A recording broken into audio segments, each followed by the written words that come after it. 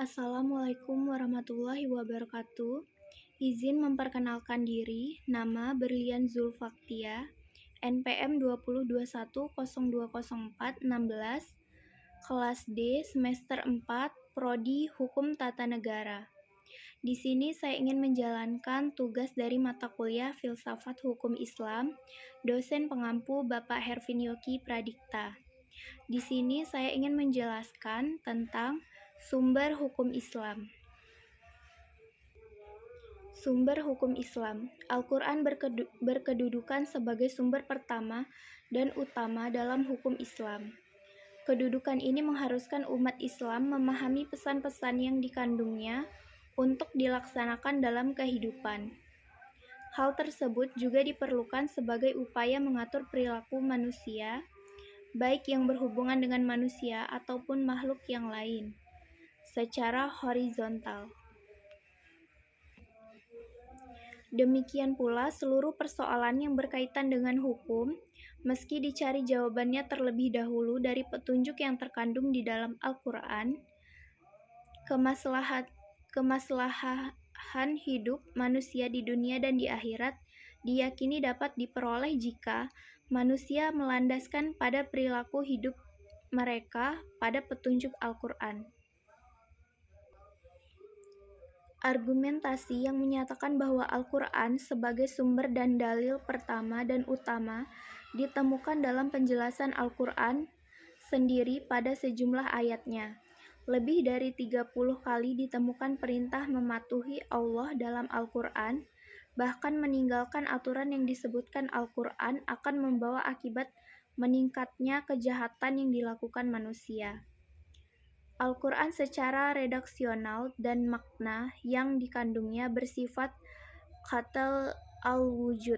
Maksudnya adalah lafaz Al-Quran dan pesan yang dikandungnya terjamin keautentikan dan otoritas kebenarannya.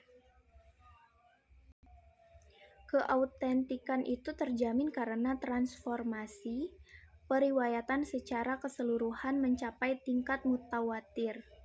Selain itu, jaminan keaslian Al-Quran dapat mendapat intervensi langsung dari pemiliknya, Allah Subhanahu wa Ta'ala.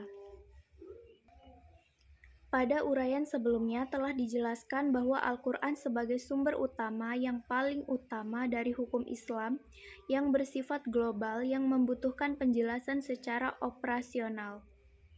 Nabi Muhammad SAW sebagai penyampai ajaran Al-Quran diberi otoritas oleh Tuhan untuk menjelaskan lebih lanjut apa yang telah diwahyukan kepadanya. Dengan demikian, Al-Sunnah baik dalam bentuk perkataan, perbuatan maupun dalam bentuk takrir berkedudukan sebagai sumber kedua setelah Al-Quran. Kedudukan Al-Sunnah sebagaimana disebutkan di atas berdasarkan argumentasi bahwa secara normatif ditemukan ayat Al-Quran yang menyeluruh untuk taat kepada Rasul. Ketaatan kepada Rasul sering dikaitkan dengan ketaatan kepada Allah Subhanahu wa Ta'ala seperti ditemukan pada surah An-Nisa ayat 13. Artinya hukum-hukum tersebut itu adalah ketentuan-ketentuan dari Allah. Barang siapa taat kepada Allah dan Rasul-Nya, itu adalah ketentuan-ketentuan dari Allah.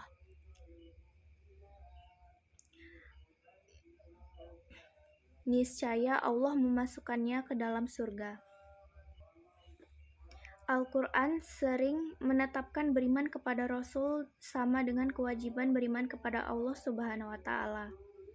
Disebutkan dalam surat Al-A'raf ayat 158. Akal dan proyeksi ijtihad. Pengertian akal. Akal menurut Al-Quran, lebih khususnya menurut pengertian pra-Islam, yaitu bahwa memerhatikan alam sekitarnya dengan otak, yang dimana otak adalah organ tubuh akal. Artinya, akal itu sendiri terdapat di dalam otak seseorang yang digunakan untuk berpikir. Dan berdasarkan pemikiran itu, maka lahirlah suatu ide atau gagasan mengenai suatu masalah yang dipikirkan. Sebagaimana telah kita ketahui bahwa Allah Subhanahu wa Ta'ala menciptakan manusia berbeda berdasarkan akalnya dengan makhluk hidup lainnya, seperti hewan dan tumbuhan. Berdasarkan perspektif Islam, peran akan dibagi dua, yaitu satu, memahami nilai-nilai ajaran agama. Apabila ada doktrin yang kurang jelas, akal akan merumuskan pelaksanaannya. Adapun ketika sebuah doktrin agama memiliki nilai-nilai sosial, akal bertugas menerjemahkan dalam konteks kehidupan kekinian. Bukan untuk mengubah doktrin, melainkan menemukan pelaksanaan doktrin. 2. Akal bertugas memilih dan menyeleksi doktrin agama. Terkadang ada doktrin agama yang temporer atau madaniyah, dan doktrin agama yang selalu kontemporer atau makiyah. Terkait hal ini, akal bertugas untuk memilih kemungkinan terbaik pelaksanaannya. Proyeksi ijtihad. Ijtihad menurut bahasa berarti usaha yang keras dan bersungguh-sungguh. Sedangkan pengertiannya dari segi istilah, ijtihad adalah berusaha menetapkan hukum terhadap masalah yang belum ada ketetapan hukumnya di dalam Al-Quran dan hadis, yang dilakukan dengan secara cermat dan pikiran yang murni serta berpedoman pada aturan penetapan hukum yang benar. Rujukan ijtihad tetap pada Al-Quran dan hadis, dalam arti bahwa penetapan hukum ijtihad tidak boleh bertentangan dengan ayat-ayat Allah Subhanahu wa Ta'ala ataupun ajaran Rasulullah SAW. Orang-orang yang berijtihad disebut mujtahid. Antara mujtahid yang satu dengan mujtahid yang lainnya dalam menetapkan perkara yang belum ada ketentuan hukumnya di dalam Al-Quran mungkin akan berbeda dalam memberikan penetapan hukum. Pendapat yang satu benar dan yang lain menjadi salah. Hal ini akan menjadi penilaian yang mempengaruhi hukum. Ijtihad menjadi sumber hukum Islam yang ketiga.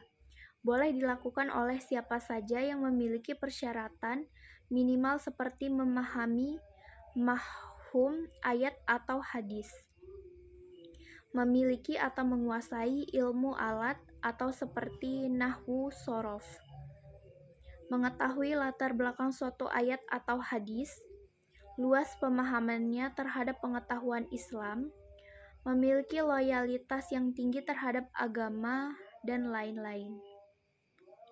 Ijtihad diterapkan dengan beberapa cara, antara lain ijma dan qiyas. Ijma adalah kesepakatan para mujtahid pada suatu masa setelah Rasulullah SAW wafat terhadap suatu masalah. Sedangkan qiyas adalah menetapkan hukum dengan cara menghubungkan suatu perkara yang sudah ada ketetapan hukumnya terhadap masalah lain yang dihadapi dan belum ada ketetapan hukumnya, sedang antara keduanya sama-sama memiliki sebab yang bisa disepadankan. Sekian yang dapat saya sampaikan. Wassalamualaikum warahmatullahi wabarakatuh.